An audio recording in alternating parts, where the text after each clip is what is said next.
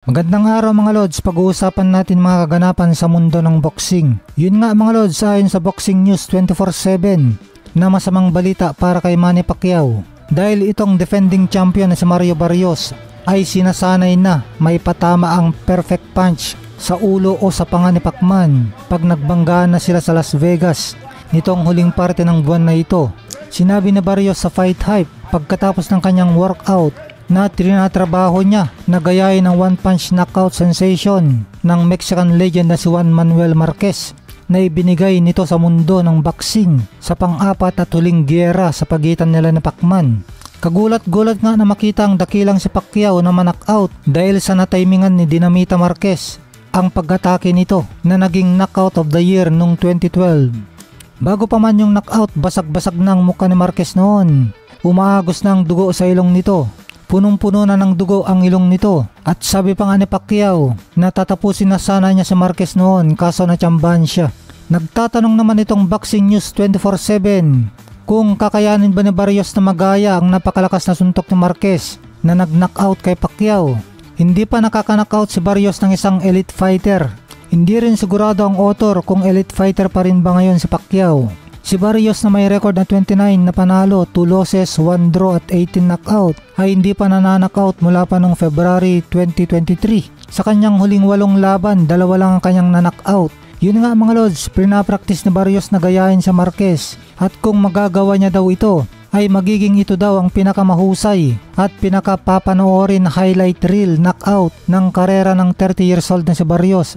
Siyempre sa milyong-milyong fans ni Pacquiao ay umaasa sila ng kanilang bayani ang siyang mananalo ng knockout sa July 19 sa Las Vegas at hindi si Barrios. Ang tanong, matatapos kaya ang laban sa knockout o matatapos sa distansya? Kay Pacquiao naman, may record na 62 na panalo, 8 talo, 2 tabla at 39 na knockout ay marami ang nagsasabi, lalong-lalo na sa mga nakakita ng personal na pagsasanay niya na parang edad 30 lang ang galawan niya. Maski 46 years old na ito. Sa atin naman mga Lods, 2012 pa yung talo ni Pacquiao na knockout kay Marquez. Mahigit isang dekada nang nakalipas at pagkatapos nun, marami ang nagsabi ng mga kalaban niya na gagayahin nila ang ginawa ni Marquez pero wala naman nakagawa. Kahit pa nga pabagsak, wala nang nakagawa pa kay Pacquiao. 11 mahusay na mga boksingero ang nakalaban ni Pacquiao pagkatapos ng ginawa ni Marquez. Kabilang na sina Mayweather, Bradley at Turman at iba pang mga champion.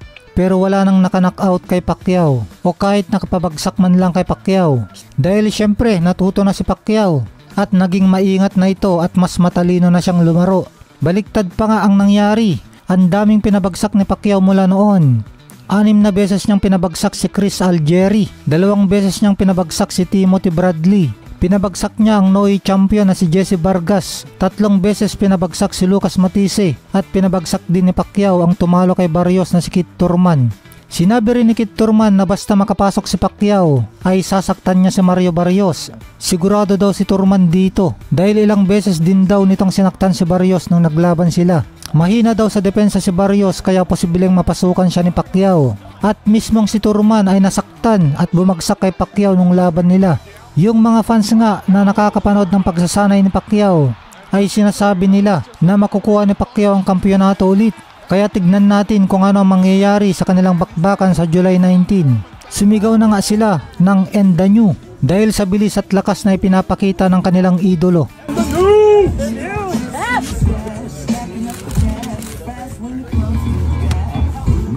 12 araw na lang bago ang laban at muling hihinto ang mundo sa mga gawain at manonood sa alamat ng boxing na si Manny Pacquiao.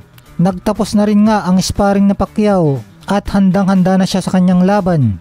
Pagkatapos nga na mapanood ni international matchmaker Sean Gibbons ang malupit na ensayo ni Pacquiao sa Wild Card Boxing Club sa Hollywood, ay sinabi nito na palakas ng palakas si Pacquiao. Ang 46 years old na si Pacquiao ay nakatakdang kaharapin ang 30 years old na si Barrios para sa WBC welterweight na corona sa July 19 sa MGM Grand sa Las Vegas. Bagaman malayo ang agwat ng edad ng dalawa, ay positibo ang kampo ni Pacquiao sa tsansa nila na makagawa ng kasaysayan ulit sa pagbasag ng sarili niyang record na oldest world 147 pound champion at maging isa sa pinakamatanda na makapanalo ng isang world title. Underdog si Pacquiao na magbabalik sa lona mula sa pagkaretiro pagkatapos na mabakante ng halos 4 na taon. Napilitan siyang magretiro noong October 2021, ilang linggo pagkatapos niyang matalo kay Yordenis Ugas para mag-focus sa politika. Pero hindi niya mapigilan na muling bumalik sa boxing dahil nasasabik na siya dito. Sobrang paborito sa pustahan si Barrios na may tangkad na 6 feet dahil sa dalawang bagay. Dahil sa edad at matagal na nagpahinga sa pagkikipaglaban si Pacquiao. Pero maski ang trainer ni Barrios na si Bob Santos ay sinabi na ang mahabang pahinga ay minsan maganda para sa isang fighter. Hinalimbawa niya ang kanyang fighter na si James Toney na nakabalik sa tagumpay pagkatapos na bakante. Pero si Kit Thurman na nakalaban parehas sina Pacquiao at Barrios ay sinabi na hindi magiging maganda kay Pacquiao ang kanyang pagkapahinga. Kagaya daw ng laban ni Pacquiao kay Ugas kung saan natalo siya ay nanggaling daw sa pahinga si Pacquiao dahil ang laban nila ay naganap pagkatapos ng COVID. Natalo si Thurman via split decision kay Pacquiao noong 2019 pero tinalo niya si Barrios noong 2022. Hindi daw nanggaling sa pahinga si Pacquiao nung naglaban sila. Aktibo daw si Pacquiao sa pagkipaglaban dahil tinalo niya pa nga sina Lucas Matisse at Adrian Broner bago sila naglaban. Hindi naman iniitsapwera ni Thurman na magkaroon ng upset pero ang safe na pusta daw ay kay Barrios. Para kay Thurman na ang paraan lang para manalo si Pacquiao ay kung may balik niya ang dati niya muli. At tingin pa ni Thurman na kapag nagawa ni Pacquiao ang trabaho niya ay sa paraang knockout umano ito mananalo kay Barrios. Ayon sa sparring partner ni Pacquiao na si Sam Contreras, na tingin niya na tatapusin ni Pacquiao si Barrios sa 8 rounds. Sa panayam nga kay Sam Contreras ng ES News, ay sinabi nito na humahanga siya sa kasipagan ng ating pambansang kamao sa kanyang pagsasanay. Nakita pa nga daw nila na mas mabilis pang tumakbo si Pacquiao kaysa mga batang world class boxer na sumama sa kanya. 1 oras daw na takbo tapos 1,600 na sit up ang ginawa ni Pacquiao. Sa kanilang sparring ni Pacquiao ay nakitaan niya ng talino sa pakikipaglaban si Pacquiao. Pasensyoso daw ito at mahusay maghintay kung kailan bibirada. Napakalakas daw ng mga suntok ni Pacquiao kaya tingin ni Sam Contreras na mananalo si Pacquiao ng knockout kay Barrios sa 8 hanggang sa 10 rounds. Napakabilis at napakalakas daw ni Pacquiao. Hindi makita yung mga suntok niya sa bilis. Kaya hangang-hanga itong si Sam Contreras. Lalo pa at edad 46 years old na si Pacquiao. 5'11" itong si Contreras kaya halos magkasing tangkad sila ng makakalaban ni Pacquiao na si Mario Barrios na 6-footer sa July 19 sa MGM Grand Garden Arena, Las Vegas, Nevada, USA. Of course, boxing is boxing, you know, this is really hard sport. When laziness comes to your body, to your mind, then stop boxing. Forget about boxing. But as long as you dedicated, you have fire, you have, you know, you have interest to punish yourself like that, for hard work, you enjoy doing hard work, training like that, discipline, then go for it. Like, continue boxing, you know. But if you do that, you'll be successful. no, of course. But something like, you know, comes to your mind, like especially in the middle of like preparation, like let's say 2 months after 1 month training, this like tired, like, you know, lazy. I agree. It's not a sport you play. But as long as you enjoy it, like you know, you enjoy, you happy doing it, like, I mean, go for it. Like, that's what I'm doing. Like, if when the time comes, like, come to my mind, my heart, like, I'm busy, I'm tired. Then forget about boxing. Yeah, right? But as long as you have passion, dedication, If you have fire, then yeah. yes, of course. But look at your body also, because sometimes your mind is active, but your body Body says no. Mine stopped a long time ago. So that's why I'm trying. I'm trying to push myself, but you know, stop it. Really. Ganda.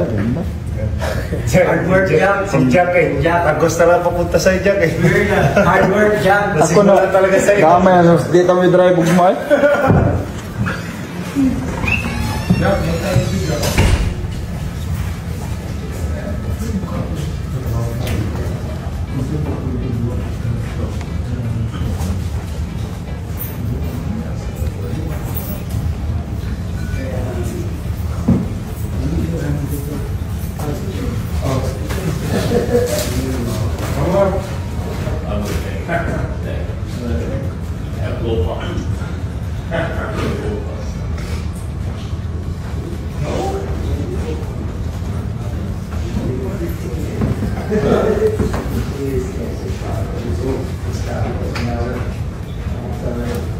Amen.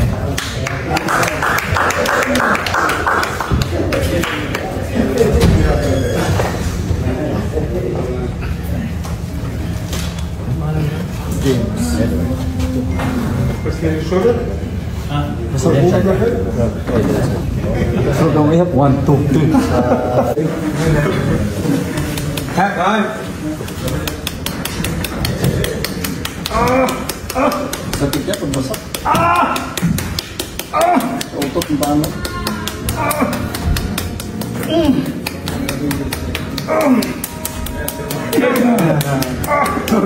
Where do you have it place? Have it place.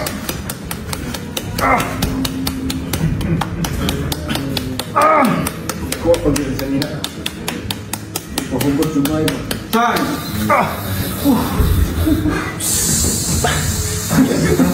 Give it time, people. I did that mine on 45 seconds. Go. Go. Time. Masaya sa mga ito.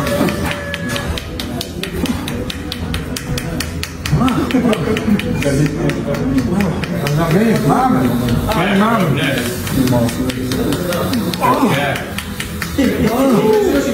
Sir, dito sa ating mukha. 5 minutes na 5 seconds. Time. Isa man dito sa aming mukha.